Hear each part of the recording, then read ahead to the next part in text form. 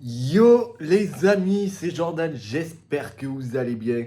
Aujourd'hui, on se retrouve pour une vidéo un peu particulière parce que déjà, de une, c'est la première fois que j'assiste à une telle situation pareille. Deux, elle est inédite. Et puis trois, c'est une première sur ma chaîne YouTube. Donc, pour résumer tout ça, j'étais à Jean Jaurès sur la ligne A, sans me douter qu'il y avait une rame qui ne prenait pas de voyageurs. Dans ce cas-là, ok, je me dis, à mon avis, il y a une rame qui est en reconnaissance de voie. Comme par hasard, je suis allé descendre pour y jeter un coup d'œil, sauf qu'il y avait aucune rame qui passait.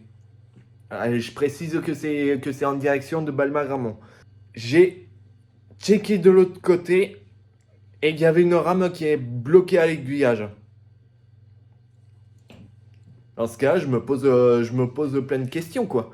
C'est à ce moment-là qu'elle commençait à rebrousser et de deux, je me rendais compte que la rame qui rebroussait à Jean Jaurès sur la ligne A, elle était en 26 mètres. À vide.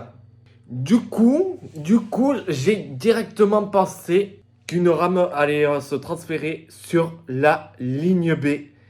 Et oui, les amis, comme vous l'avez vu dans le titre et dans la miniature, la rame, et je vais un petit peu développer le numéro de rame, c'était la rame 86. Et oui, mine de rien, la rame 86 est transférée sur la ligne B. Du coup, je précise que la vidéo dans laquelle elle a été tournée, il était 21h18 ou 19, je crois. Et encore, j'étais pas à Jean Jaurès. Je me suis très vite dépêché pour aller jusqu'à Jeanne d'Arc, à l'endroit où on peut avoir un petit peu plus de visibilité sur la rame qui sort du tunnel de transfert.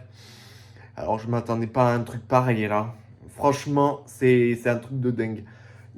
Tout de suite, je vous envoie la vidéo dans laquelle j'ai filmé et surtout que c'est une première sur ma chaîne YouTube.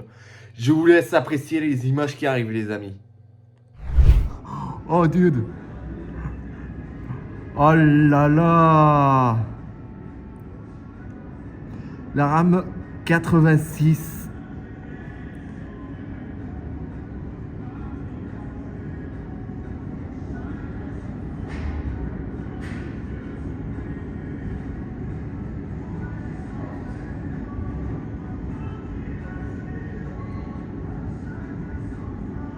Ah putain. Bon, on se retrouve tout à l'heure là.